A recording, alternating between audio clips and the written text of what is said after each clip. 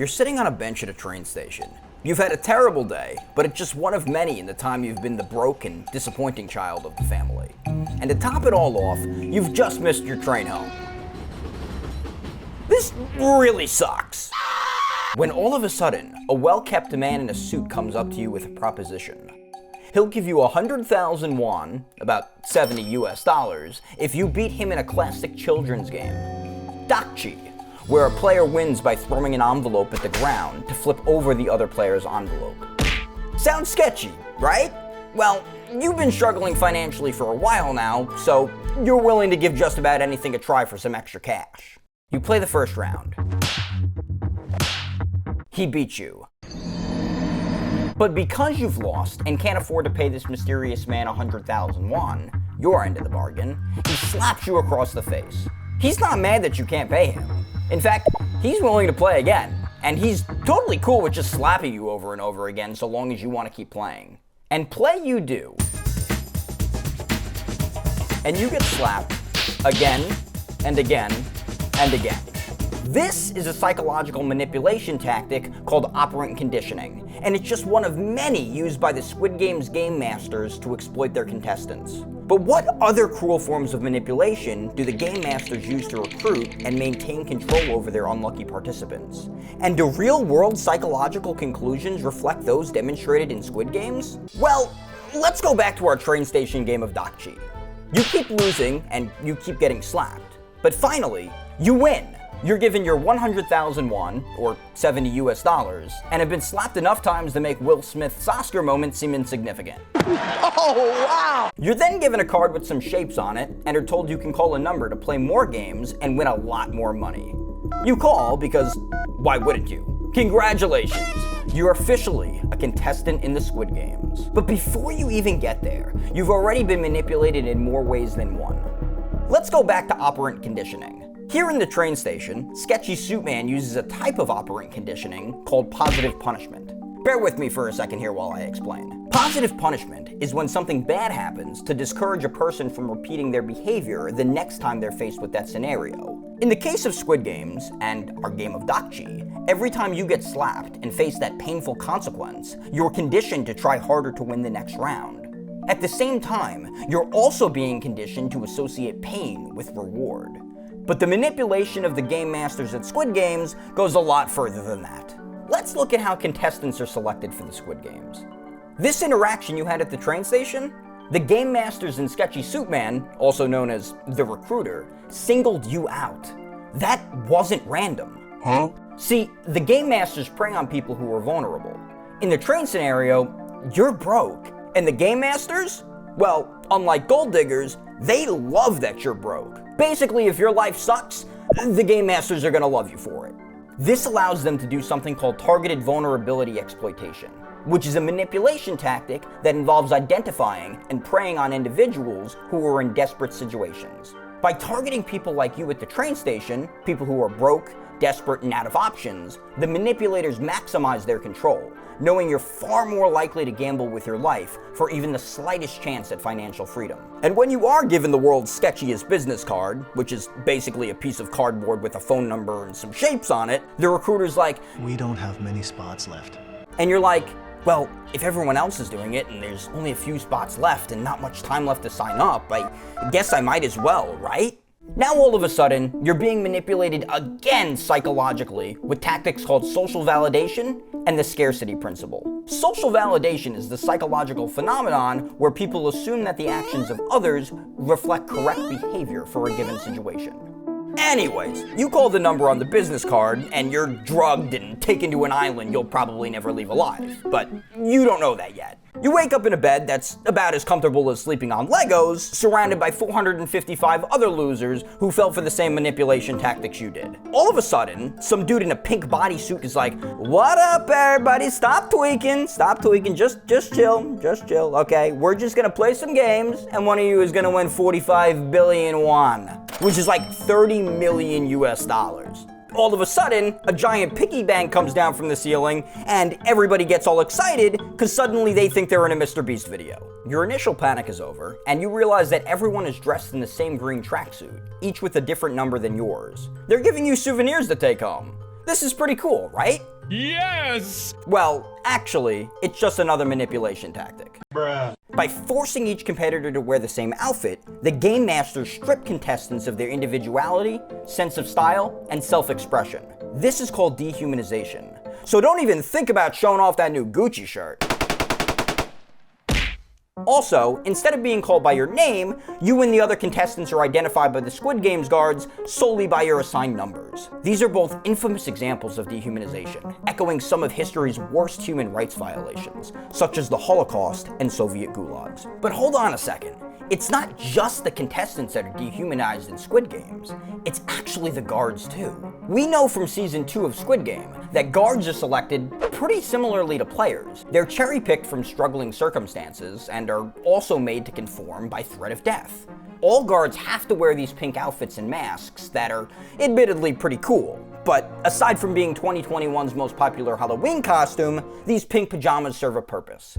See, guards don't even get to choose what shape they wear on their masks. Mask shapes are actually predetermined by the game masters, just like contestants' tracksuit numbers are. Different mask shapes distinguish one guard from another, but they also represent levels of authority, rather than serving as a stylistic expression of individuality. But why are the guards masked at all? Well, it's actually another manipulation tactic, and just so happens to be a strategy that is very well documented in real-world scenarios. In 1961, a Yale professor named Stanley Milgram went on to conduct what would become one of the most famous social psychology studies of all time. 40 participants were recruited under the guise that the study was one on learning and memory. Each participant was assigned the role of teacher, while an actor, who was in on the experiment, was the learner. The actor, or learner, was supposedly strapped to a chair with electrodes in another room, while the teacher was instructed to click a button to administer an increasingly painful electric shock to the learner, who, crucially, could be heard but not seen by the teacher. Also crucially, the teacher was told that the learner could not see them. The learner wasn't actually hooked up to electrodes, so the electric shocks were totally fake. But the learner, or actor, pretended to feel real pain, escalating their reactions from mild protests to full-blown screams. Neil, you're gonna get a shock, 180 volts. Oh, I can't stand the pain. Let me out of here. Can't stand it. I'm not gonna kill that man, eh? When the teacher hesitated to administer a shock to the learner, a supervisor, dressed in a lab coat to symbolize authority, gave verbal prompts to the teacher, such as, "Please continue," or "The experiment requires that you continue." The experiment ended if the teacher refused to continue after all of the supervisor's prompts, or if they reached a maximum voltage of 450 volts. Astonishingly, and despite visible distress, 65% of all participants clicked the button to administer the maximum shock level, a voltage that, if actually administered, could have easily killed someone. Now, just like in Milgram's study, masks don't just hide a guard's identity. They create an emotional barrier aimed at reducing a guard's empathy and increasing their likelihood to obey the game masters. Anyways, you and 455 other competitors are paraded through what feels like should be the lobby of Willy Wonka's chocolate factory. The place's ambiance gives you a sense of childlike wonder and grandiose because of how professionally built it is, both of which are intentionally manipulative tools to provide you with a renewed sense of relief. You're led to what's basically a photo booth. This is pretty cool. You haven't seen one of these things since the last time you were at a wedding. You touch the screen and try to find an appropriate Snapchat filter, but you're caught off guard by a soothing robotic voice that tells you to smile for the camera. Little do you know, you're also being led to your first game. Red light, green light. Congratulations, you're probably gonna die here. You're lined up with the other contestants in front of what's basically a cross between the world's largest Barbie doll and the Terminator. The doll turns away from you and says, "Green light." "You went to kindergarten, so you know how to play the game." "Red light." Everyone freezes. There's some pretty serious competitors here. Wait, what's that noise? You hear a bee buzzing somewhere to your left. You almost turn to try and swat it, but remember you're competing here. The buzzing stops, and you hear a woman scream. You see her panic out of the corner of your eye. Was that a gunshot? People scream in panic. They start to run for the exits and are all gunned down. So you stay in place, realizing pretty quickly that you're not playing an ordinary game of red light, green light. Cycle by cycle, you inch closer and closer to the finish line, and eventually cross it. You're safe. For now. You're escorted by the guards back to the lobby amidst anger from your fellow contestants. The guards congratulate you on making it through the first game, but you don't feel like a winner. You're a lucky survivor, and you want to get the hell out of this place. They tell you you can vote to end the games, but before doing so, bring back the giant piggy bank. This time, it's filled with 25 billion won, or about $15 million, which is more than enough money to pay off any debts you may have and set you up to live a pretty amazing life. The visual of this larger-than-life piggy bank, alongside a pretty enormous amount of money, serves as temptation through reward, reminding you of the life-changing payoff waiting for you should you be the last player standing. And on top of that, you think to yourself, over half your competition is dead already anyways. How much harder can it really be to eliminate the other half? What you're thinking is called the sunk cost fallacy. You feel compelled to continue because you've already invested time, effort, and risk into this competition. And you reason that quitting now means the events you've endured this far have been for nothing. Unfortunately for you, this is exactly what the Game Masters want you to be thinking. All of a sudden, you're snapped back to reality when a guard calls your number. You're the final vote and the deciding factor in whether or not these death games will continue. There's an X to your left, which will end these horrific games, and an O to your right, which will allow them to continue on. You want to get the hell out of here, so your hand instinctively jumps towards the X, but you can't bring yourself to press the button. You think about your horrible life at home, the debt you're in, the family that despises you. But then, you're back in that hot tub overlooking your beautiful backyard. You slam on the O, choosing to continue the games, and hear a mixture of celebration and disappointment from your fellow contestants behind you. By having contestants line up and vote one by one, and non-anonymously, the Game Masters create social pressure and encourage conformity by allowing the influence of other contestants to affect the decision of each voter. And this isn't surprising, as the dynamics of the Squid Game's vote closely mirror findings from real-world psychology, such as the Ash conformity experiment conducted in 1951, where about 75% of the experiment's participants demonstrated conformity when placed under social pressure. Anyways, a guard speaks up, saying how delighted he is that the group has decided to choose to continue playing, and you're escorted to your next game. You enter a room that looks more like a preschool than a Hunger Games arena, and you're told to choose from one of 4 lines, with each line correlating to a different shape. There's a circle, triangle, star, and an umbrella. And since you don't like the rain, you make what may be the biggest mistake of your life and choose to get in the umbrella line. You're all presented with a needle and a sugar cookie matching what line you chose, and you're told you have 10 minutes to carve out the sugar cookie shape without breaking it. You're not told exactly what'll happen if you break your sugar cookie, but you're pretty sure it'll involve bullets. Contestants start cracking their cookies and dropping like flies around you, while you're carving out your umbrella slower than your grandmother texting with one finger. Suddenly though, you hear something drop on the ground next to you. It's a lighter. The guard standing over your shoulder gives you a thumbs up, so you pick the lighter up off the ground and start melting away at the rest of your sugar cookie outline like a pyromaniac. All of a sudden, you hear a click. Congratulations! You've successfully carved out your umbrella and have moved on to see another day. For your next game, you're told to get into groups of 10. You have no idea what the game is, but you assume it's a physical team-based game, so you group up with 8 of the strongest guys you can find. Oh, and somehow an old lady sneaks into the mix. Turns out you were right to choose to group up with these guys built like Popeye and Superman, because you're playing 10v10 tug of war. Your team easily wins, sending your opponents falling to their deaths. You're starting to feel really good about your odds of winning now that there are only 31 other contestants left. Once again, the guards bring down the piggy bank, and it's now filled with over $25 million.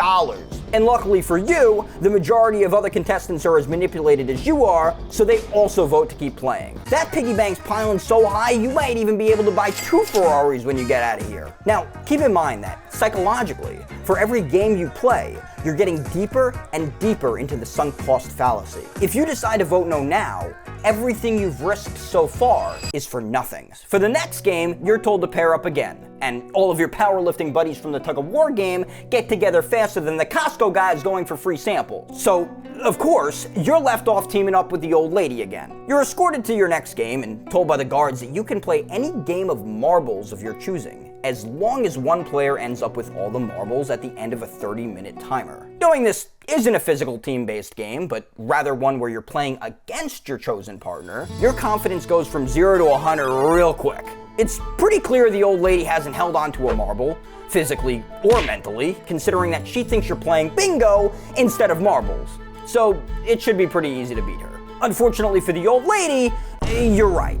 You didn't want the old lady to have to die in order to advance to the next game, but you end up thinking exactly the way the game masters have manipulated you to. You rationalize the old lady's death as being for the greater good, reflecting a psychological term called moral disengagement, which is where an individual distances themselves from the consequences of their actions by reframing them as necessary. In doing so, you act with Machiavellian logic, a personality trait defined by moral indifference, lack of empathy, and a calculated pursuit of self-interest. At this point, the old lady was just one more obstacle between you and the life you've always dreamed of. You're in the top 16 contestants now. The guards are about to escort you to your next game when this guy next to you is all like, "Yo guards, these games are like totally unfair." He's all like, "These games are fair." In fact, that's our most important value here at Squid Games: equality.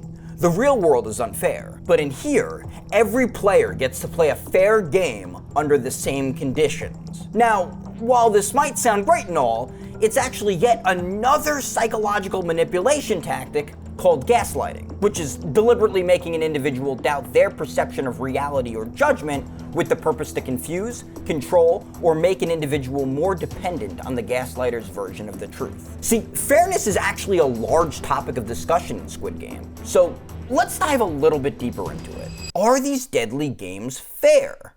Well, at first glance, it may seem so, since everyone has equal starting conditions. But when you really think about it, they're not so impartial at all. See, you've done well so far in the games, but in the last 3 games you've played, you've survived only because the games aren't fair. In Dalgona, the game where you have to cut out a shape from a sugar cookie, contestants line up to choose one of 4 shapes without yet knowing what those shapes mean. If it was a fair game, contestants would be told the rules ahead of time, and everyone in their right mind would choose the lineup for the triangle cookie rather than the umbrella. And to make things interesting within the game, guards drop lighters to contestants at random, providing a serious competitive advantage. Tug of War isn't so fair either, as it clearly favors young men in peak physical condition over older women. But what about the marbles game? That has to be fair, right? Well, not really. Contestants are told to team up before playing marbles without being informed that they'll be competing against their partner. This leads contestants to form teams based on friendship and, more importantly, the assumption of physical merit due to physicality being so crucial in the previous team-based challenge. So if the game masters really wanted to create fairness in their games, they'd choose games that emphasize randomness, like flipping a coin.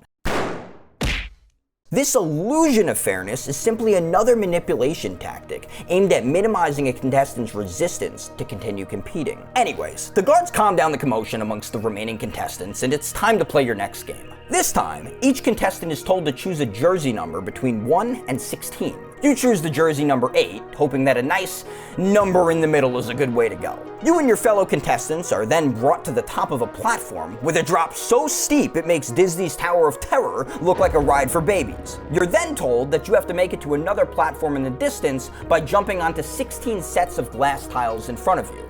Each set of glass tiles you have to jump onto contains 1 tempered glass tile and 1 normal glass tile, which will fall if even 1 contestant jumps on it. Oh, and your jersey numbers? Turns out those determine the order you're expected to cross the bridge. And starting now, you have 16 minutes before all the glass tiles explode, instantly killing anyone who hasn't crossed the bridge. You're hesitant, but at number 8, you think you've chosen a good enough position to cross, right? Contestant number 1 jumps onto the glass tile to his left, and what do you know? He falls right through and splats on the ground like a bug hitting a windshield. Contestant 2 steps up next and surprises everybody, correctly guessing 4 sets of glass tiles in a row. But she falls through on the 5th set and dies. Contestants 3 and 4 don't have much luck either, each correctly guessing 1 set of tiles before falling to their deaths. You're getting pretty nervous at this point, since there's still plenty of glass tile sets left in front of you, and it's almost your turn to jump. But whatever you're feeling, contestant 5 is sure as hell feeling a lot worse. He's one of the meatheads you teamed up with for tug of war, and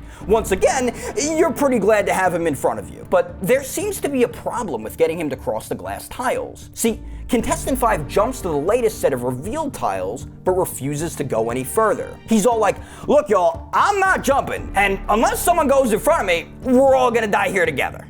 You look at the game timer across the way. There's just 10 minutes left until this whole bridge explodes. You and the other competitors start screaming at contestant 5 to try to get him to move, and after stalling for another 4 minutes, he takes a risk and jumps to the next set of glass tiles. He chooses the safe tile and turns around to face everyone behind him, saying he'll only jump again after someone else does. And since there's only 5.5 minutes left before the glass bridge explodes and you all die, contestant number 6 steps up to the plate, jumping past number 5 and also choosing a safe tile in the next set.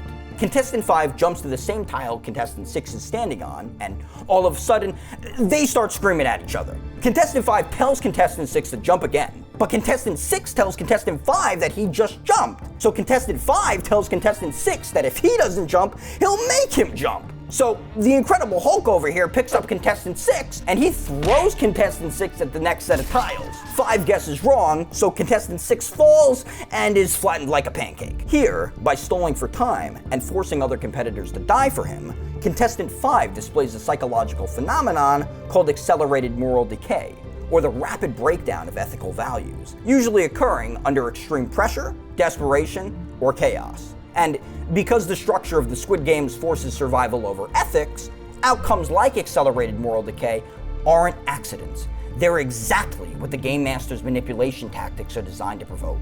Suddenly, contestant 5 decides to take another leap of faith since the timer's down to 2.5 minutes now, but unfortunately, he picks the wrong glass tile and falls to his death. At this point, there's only a few more sets of tiles left, but now it's just contestant 7 in front of you.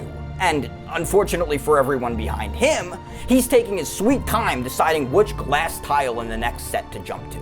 He crouches down and looks closely at the set of tiles in front of him. There's 45 seconds left before the whole glass bridge explodes and you all die, so you scream at him to hurry up. He looks back at you and stands up. He's about to jump, and you feel yourself exhale an intense sigh of relief. But wait, contestant 7 pushing you straight through the next set of glass tiles.